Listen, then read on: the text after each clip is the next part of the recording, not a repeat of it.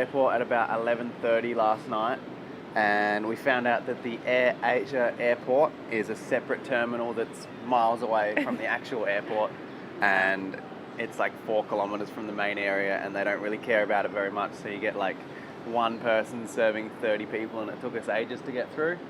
But all that aside, we made it, and we're staying, what's this area called? It's called Bukit Bintang. Bukit Bintang, sounds like a beer. Which is the shopping sort of mecca area. We're surrounded by hotels here as well, and it's also, there's a main street just below us, which is where all the nightlife is at night. So last night when we got in at about 1 o'clock in the morning, we could hear the music from down on the road. It was pretty noisy, and it goes, I think, every night. The guy we're staying with said. So we'll have to get used to the noise here. It's also pretty polluted, which we've realised as we've woken up. There's smog. It's pretty bad here. Coming from Bali, which we didn't really see much of that, it's pretty obvious here that we're in a big city, a big dirty city. Yeah. But down on the streets now are pretty quiet, but last night it was just so many people, and I think the weekend's going to be ridiculous. Yeah. But today we got a few chores to do. We're going to go to the Thai embassy, sort out some visas, and do some bit of shopping, some stuff we need to buy. And go and eat lots of food. Eat lots of food, go exploring. Happy days. Jess, actually, how long since you've been here? It's been almost 20 years since I've been in Malaysia or in KL. Yeah, Jess used to live here when she was a teenager. So it's a bit of nostalgia. I can see Lot 10 from here, which is the one shopping centre that I remember, because it's a big shopping centre with a big Lot 10 on the side of it. That's all I remember from where we're staying right now. But we'll see how much I do remember. Should we go exploring? Yeah. Cool.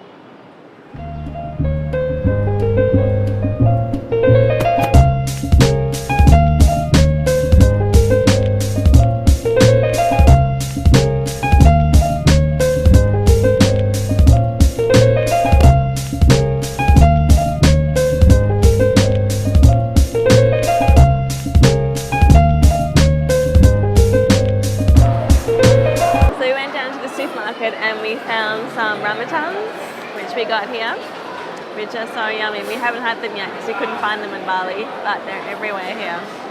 So they're kind of spiky and kind of fluffy at the same time. So you're going to bite into them. And then inside is like a white sort of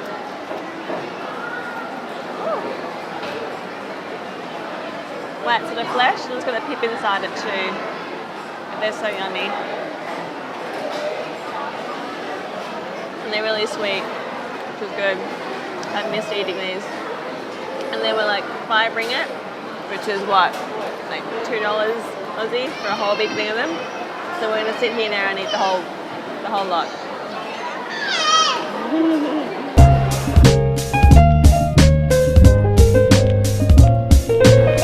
So we found this shopping centre called Times Square, and we found a food court to eat at. So what you have to do is you have to get one of these little cards and put money on it. So we put 27 ringgit and we got a lot of food. Dan did like a buffet sort of thing, so he got a plate of rice and then some chicken, curry chicken and veggies. And then they've also got little food stalls here, and I got some curry laksa. So we're gonna dig in and enjoy our food. The food's pretty good, but my first scoop of rice gave me this little guy. We'll just ignore that though. Get a plastic.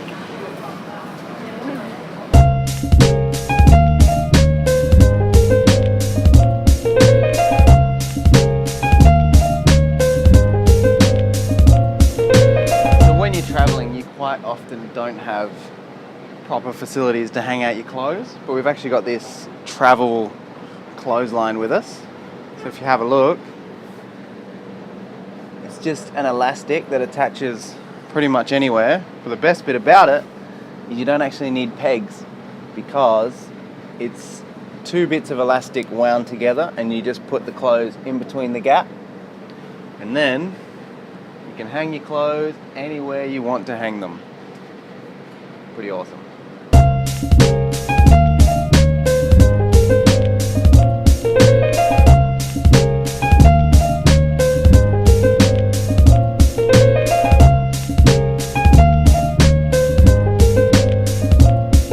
right now we're on a street called Jalan Alor, and they basically block the whole street off and just fill it with street food.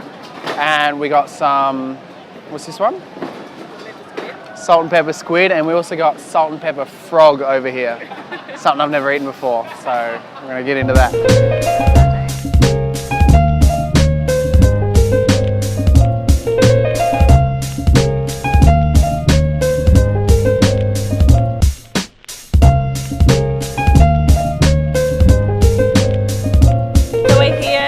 Some food for dinner. There's heaps to choose from here. No thanks. They also try and spook you to get into the restaurants by showing you a menu and trying to desperately get you in. Also, when you're eating, you'll find people trying to sell you stuff like lasers, and there's monks that come around and try and offer you to give them offerings. There's also heaps of desserts and sweets. You can buy fruit here as well.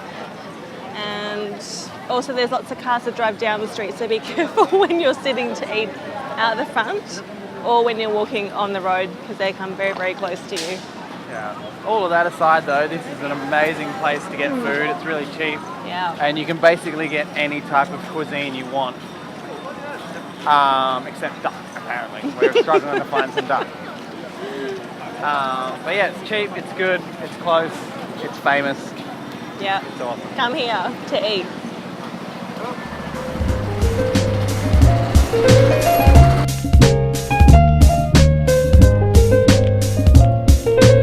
Alright, so we just picked up our 3-month visa for Thailand.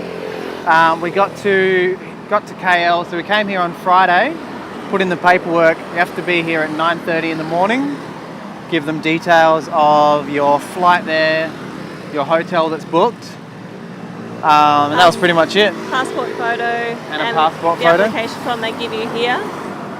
Yeah, so you put all that in, and then you have to come the next business day and pick it up. A cool little trick we learnt is that they want you to have a hotel booked, but on booking.com you can do a tentative booking, not actually pay it, print out the confirmation, and then cancel it after you get your visa. It's a bit cheeky. We're just getting picked up now, so see you later.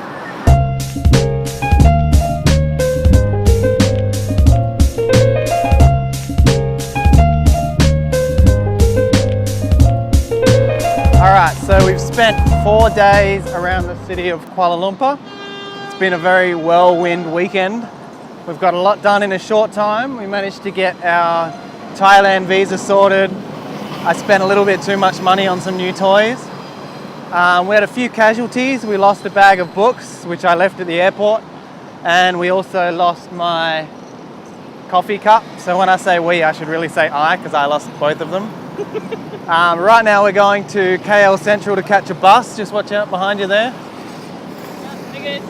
We're going to KL Central to catch a bus and head out to the retreat where we're going to be volunteering for the next month. So with Kuala Lumpur, I think it's a really nice place as a stopover. I think you would not want to come here for a relaxing holiday for like a month or something. You'd get overwhelmed and bored. There's so many people, it's everywhere's busy. Yeah, there's traffic everywhere. It takes forever to get from one point of town to the other. Even if it's like a 5-minute drive, it's never a 5-minute drive. Nah, the Ubers are really cheap here, so you can pretty much Uber wherever you want. Except Uber's really popular now, so you nearly always get a surge where it's double the price, which still only works out to like 10 Aussie dollars for like an hour trip. Yeah. We're about to catch the bus now to the airport. It's 10 ringgit each. Or there's a train that also leaves here, which is 55 ringgit, directly to KLIA 2. Yep, the dregs of the airport. So, as always, like the video, subscribe to the video, all of that nonsense, and we'll see you at the resort. You. Bye-bye. Bye. Bye, KL. All right, let me put this shit down. Okay.